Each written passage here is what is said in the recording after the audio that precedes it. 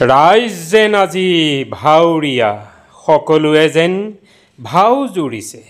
হয়, এই বাক্যশাৰী আমি অসমীয়াৰ সকলোৰে চিনাকি। ৰাইজ আজি ভাউৰীয়া। হয়, এই কথাষাৰ আচলতে মই দুই ধৰণেৰে ভাবি পাওঁ। এই যে ৰাইজ আজি ভাউৰীয়া মানে ৰাইজক আমি বিক্ৰী যোৱা জোতা চেলেকা বুলি বিবেচিত কৰোঁ। এই বাক্যশাৰীক আমি তেনেধৰণেৰে ভাবি লওঁ। কিন্তু আজি যেন সেই বাক্যশাৰীয়ে অৰ্থ অকণমান কিছু বেলেগ সূচাবলৈ গৈ আছে। মই এনেধৰণে ভাবি পাইছোঁ, ৰাইজ আজি বেছ ভাউৰীয়া, ৰাইজ আজি বেছ চতুৰ হৈছে। তুমি যিমানেই সুবিধা নিদিয়া কিয়, দোকান নোখোলা কিয়, যিমানেই তুমি তোমাৰ মুঠিত ৰাখিবলৈ চেষ্টা নকৰা কিয়, ৰাইজ আজি বেছ ভাউৰীয়া। ৰাইজ আজি সঁচাকৈ কিন্তু চালাক হ'ল, চতুৰ হ'ল। গতিকে তুমি সাৱধান হোৱাটো প্ৰয়োজন মহোদয়। তুমি সেই আপ্ত বাক্যশাৰী যে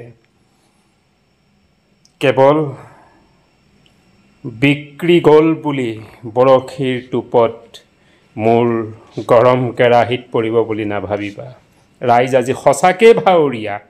তোমাৰেই খাই, তোমাৰেই গাই, তোমাৰ লগতেই থাকি ৰাইজ আজি বেছ সজাগ হ'ল।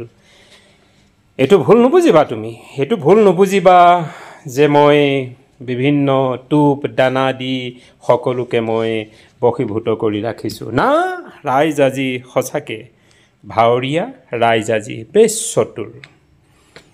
গতিকেহে কৈছোঁ মহোদয়, টং চংবোৰ বাদ দিয়ক। বৰ্তমানৰ সময় অসমক শান্ত কৰিবলৈ হ'লে জুবিনৰ মৃত্যুৰ ৰহস্য অনতিপলমে ফাদিল কৰক। প্ৰতিবাদ কৰিবলৈ অহা ব্যক্তিক বিৰোধী পক্ষৰ বুলি কৈ ৰাজনীতিৰ মেৰপাচ দি, আইনৰ ভাবুকি দি প্ৰত্যেকজনকে বিভিন্ন লতিঘটি কৰাৰ যি কৌশল, মুখ বন্ধ কৰাৰ কৌশল, কিম্বা 1250 টকা দি মুখ বন্ধ কৰাৰ কৌশল, এইবোৰে যেন কাম নাহিব। গতিকে মই আশা কৰোঁ, মই অনুৰোধ কৰোঁ, মই দাবী কৰিছোঁ, আপুনি দয়া কৰি অসমৰ ৰাইজৰ মন জয় কৰক। জুবিনৰ মৃত্যুৰ যি জুই, সেই জুইকুৰাই সঁচাকৈ কেৱল মানুহক নহয়, আপোনাৰ কথাৰেই বাৰু যাওঁ, কোনোবাই যেন ক'ৰবাত বৰঘৰত পীৰা পাৰিবলৈ সুবিধা বিচাৰিছে, সেই কথাটো বাৰু ক'ৰবাত একাষৰীয়া কৰিয়েই থলোঁ। পিছে এই যে বনৰ পক্ষী, পশু জন্তু জানোৱাৰবিলাকেও হিয়া ঢাকুৰি কান্দি তেওঁৰ ফটোৰ সন্মুখতে প্ৰাণ বিসৰ্জন দিছে, সেয়া আপুনি কি ক'ব মহোদয়?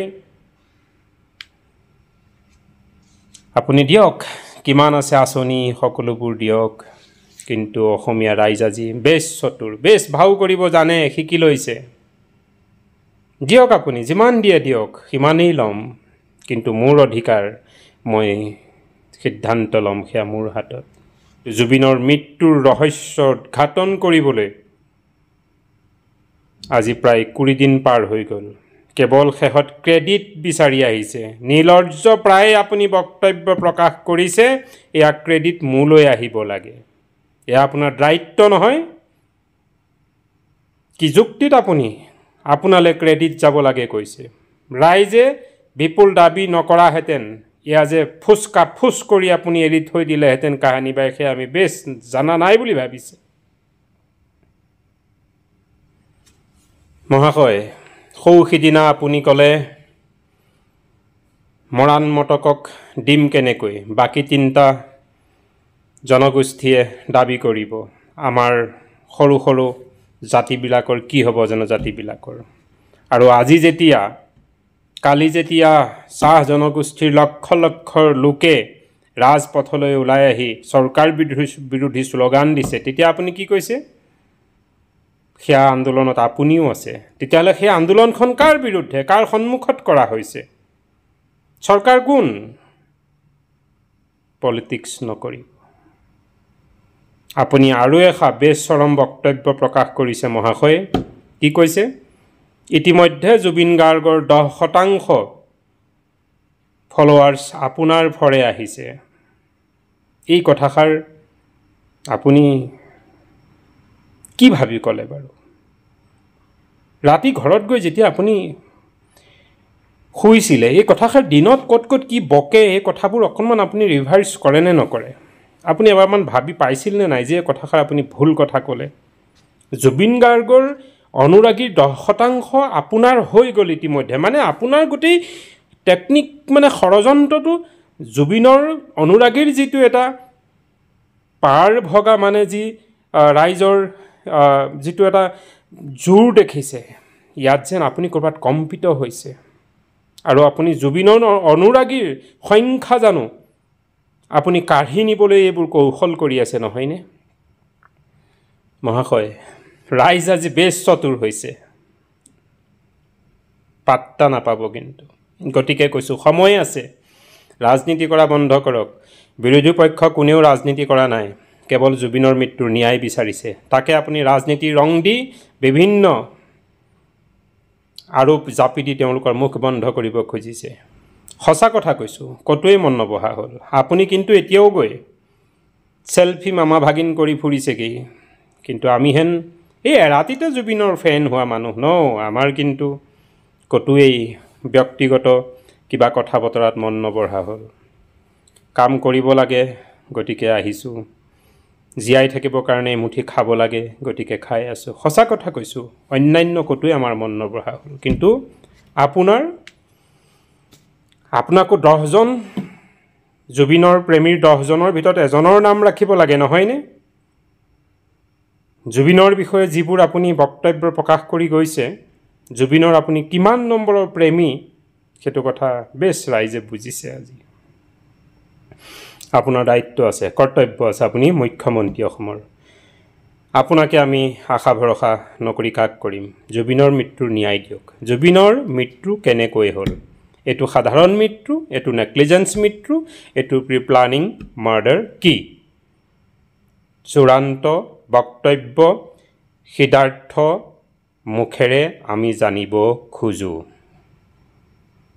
তেওঁ নিজেই কৰিছিল নে তেওঁ কৰোৱা হৈছিল এই গোটেইখিনি সিদ্ধাৰ্থৰ মুখেৰে আমি শুনিব খোজো আৰু উচিত শাস্তি খুব সোনকালে লাগে অসমীয়া ৰাইজে কিন্তু এই জুইকুৰা অন্তৰৰ পৰা নুমাই যাবলৈ নিদিয়ে গতিকে এই ভিডিঅ'ৰ দ্বাৰা মই মৰমৰ গৰিমাব তোমাক এটা অনুৰোধ কৰিছোঁ ইতিমধ্যে তুমি 2-4 বক্তব্য প্ৰকাশ কৰিছা ধন্যবাদ জ্ঞাপন কৰিছোঁ তোমাক কিন্তু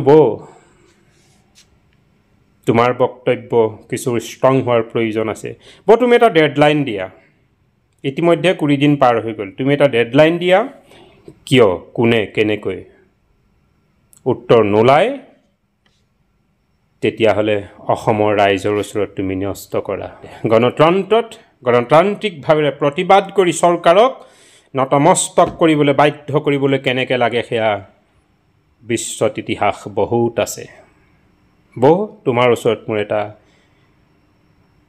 দাবী অনুৰোধ তুমি আঙুলি সিধা কৰা আৰু সিধাত যদি নোলাই আঙুলি তেৰা কৰা তুমি ৰাইজৰ ওচৰত এটা ঘোষণা প্ৰকাশ কৰা এটা ডেডলাইন দিয়া ডেডলাইনৰ ভিতৰত যদি জুবিনৰ মৃত্যুৰ যদি ৰহস্য ফাদিল নহয় তথা অপৰাধী শাস্তি নহয় তেতিয়াহ'লে জুবিনৰ মৃত্যুৰ ৰহস্য ফাদিল কৰিবলৈ চৰকাৰ বাধ্য হ'ব